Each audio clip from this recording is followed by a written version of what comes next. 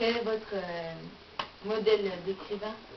Ah, en fait, tous les écrivains que j'ai pu rencontrer sont les bienvenus, c'est-à-dire les classiques, les anciens, les grecs, les latins, les fous, les modernes, tout ce qu'il y a ici. Disons qu'en ce moment, je m'intéresse un peu aux nouvelles écritures, c'est-à-dire des écritures un peu qui s'inspirent du monde moderne, d'Internet, des nouvelles technologies, des nouveaux modes de communication, parce que je dis que c'est quelque chose qui nous est imposé.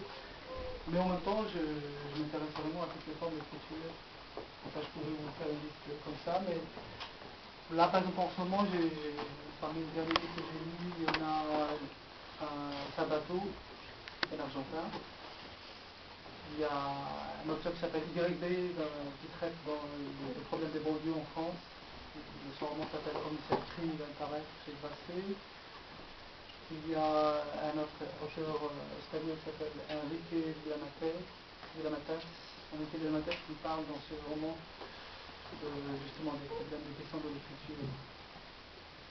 Et donc, ça peut vraiment aller d'un univers à un autre, mais j'aime un peu toutes les nouvelles écritures que ce soit en Amérique latine, que ce soit aussi en France, que ce soit un peu en monde arabe. J'essaie de diversifier un peu mes lectures, mais j'aime toujours les écrivains qui prennent des risques. Par exemple, il y a un écrivain, un grand écrivain irlandais qui s'appelle James Joyce, qui a écrit un livre complètement fou, c'est l'un des plus fous de l'humanité, qui s'appelle Ulysse, qui a repris un vieux mythe, on va dire une vieille fable de Homère. Il arrive de sa manière. Et ça aussi, il y a des écrivains qui font beaucoup de ça, c'est-à-dire ils reprennent les vieux thèmes et ils les réécrivent à leur manière. Et dans le but, vous trouverez vraiment des choses absolument fantastiques. Cependant, ça nous donne des libertés. Alors que ce roman-là, dans les années 20, si je me dis, il a presque un siècle.